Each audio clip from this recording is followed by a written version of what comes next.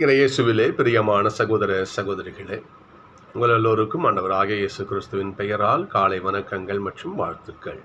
நான் உங்கள் அகஸ்டின் வேதிகர். இன்று ஜூலை மாதம் 3ஆம் தேதி 2026ஆம் ஆண்டு. ஆண்டவரின் மடியில் 5 நிமிடங்கள்.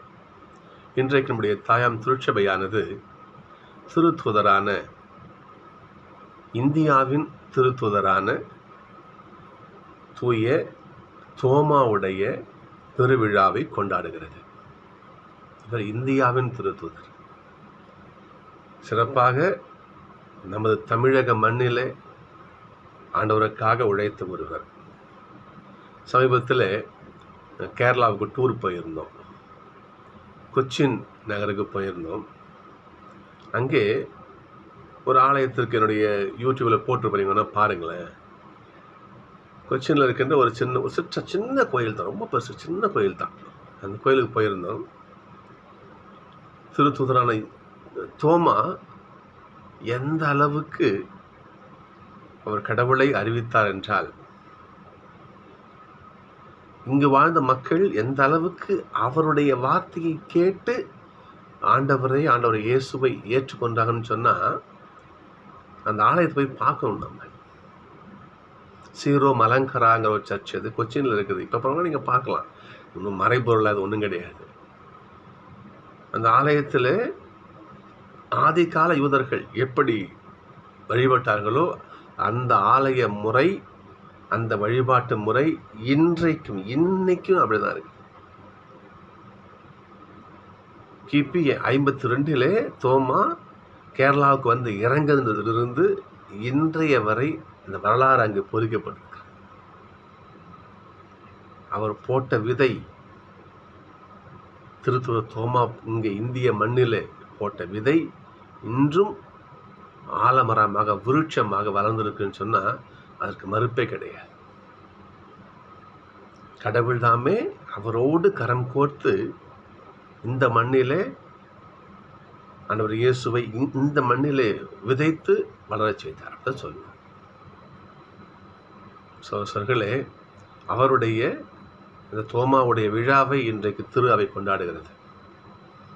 நற்செய்தி பாருங்க. இன்னைக்கு நற்செய்தி அறிவிக்க நான் உன்னை அனுப்புகிறேன், இசையா அனுப்புகிறார். இந்த வார்த்தை எந்த அளவுக்கு தோமாவுக்கு பொருந்தும் யோசிச்சு பாருங்க பாப்பா. நான் உன்னை அனுப்புகிறேன். நல்லா கவனிக்கணும். தோமாவுடைய இயேசப்பாவுடைய கூட இருந்த வாழ்க்கை பயணம் என்பது மிக மிக ஒரு சில தருணங்கள் தான் அதில் குறிப்பிடப்பட்டிருக்கும். யோவான் அதிகமாக சொல்லுவார் தோமாவை பற்றி. மற்ற நட்சத்திரம் யோவான் கொஞ்சம் அதிகமாக சொல்லுவார். யோவான் சொல்லப்பட்டிருக்க வார்த்தைக்காக நீங்கள் பார்ப்போம். பெத்தானியாவில் லாசரோட இறப்பு செய்து ஏசப்பாவுக்கு வரும். அப்போ பெத்தானியாவுக்கு போகிறதுக்காக ஏசப்பா கிளம்புவார். அப்போ ஏசப்பாவுக்கு வெளியே நிறைய எதிர்ப்பு இருக்கும். எப்படா இவனை கொலை பண்ணலாம், இந்த இயேசு எப்போ ஒழிக்கலான்னு எவ்வளோ கும்பல் காத்துக்கிட்டு இருக்கோம். எல்லா சீடர்களும் ஏசப்பாவோட போக தயங்குவாங்க. எல்லாம் ஏசப்பா எங்கே போகிறீங்க, பெத்தானியா போகிறீங்களா, ஒரு பிரச்சனை கதி அது மண்ணு முழுங்குவாங்க. அதெல்லாம் பைபிள் நம்ம புரிஞ்சுக்க அது தயங்குவாங்க. ஆனால் தோமா சொல்லுவார், நம்ம ஏசப்பாவோட நம்ம போவோம், அவரோட சாவோம், எப்படி அவரோடு செல்வோம், அவரோடு இறப்போம் தோமா சொல்லுவார். அந்த அளவுக்கு இயேசுவோடு உறுதியான ஒரு பிணைப்பை கொண்டிருந்தவர் திதிம் எனப்படும் தோமா. சகோதரர்களே, நம்ம தோமானா ஒன்றே நம்ம யோசிப்போம். அவர் சந்தேகப்பட்ட மனுஷனுக்கு எல்லாருக்கும் இருக்கணும் தானே. ஒருத்தர் இறந்து போயிட்டாரு, நம்ம தான் அடக்கம் பண்ணிட்டு வந்தோம். அவர் உசுரோட வந்தால் நாங்கள் பார்த்தோம், பேசணும்னு சொன்னால் அது விசுவாசம் இருந்தாலும் மனித இயல்பில் சந்தேகம் வர்றது சார், அது இயல்பு தானே. அது மனுஷன் தான். நான் முந்தினாத்தான் அவர் அடக்கம் பண்ணிட்டு கடையில் வச்சுட்டு வந்தோம். நம்ம அவங்க தான் ஐடியாவில் குத்தி அவரை சின்ன பண்ணப்படுத்தி சதைச்சி கொடுத்தாங்க. நம்ம உடம்பு நம்மகிட்ட கொடுத்தாங்க. நம்ம தான் கடையில் அடக்கம் பண்ணிட்டு வந்தோம். 2 நாள் கழிச்சு இதை வந்து பார்த்தாரு, பேசினாருன்னா எப்படிப்பா நம்புறது? அது மனித இயல்பு தானே. சகோதரர்களே, இன்னொன்று யோசிச்சு பார்க்கணும்.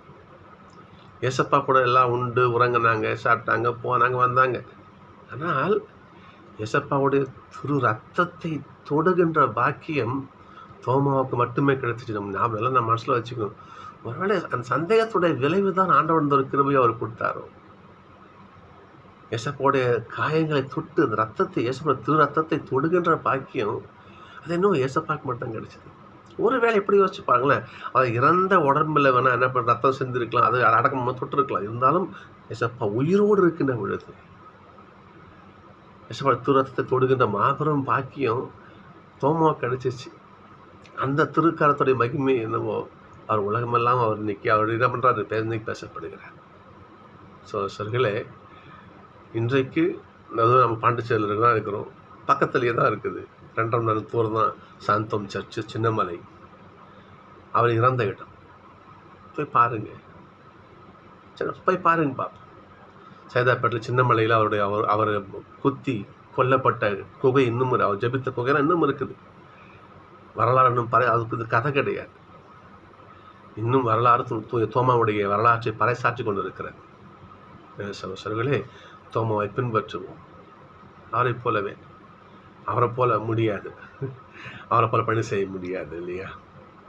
கொஞ்சமாவது அவர் 100க்கு 200% ஆண்டவருக்காக அவர் தன் உசிரையை கொடுத்து பணி செய்தார். அட்லீஸ்ட் 1% அவரை போல பணி செய்ய ஆண்டவரை ஜெபிப்போம்.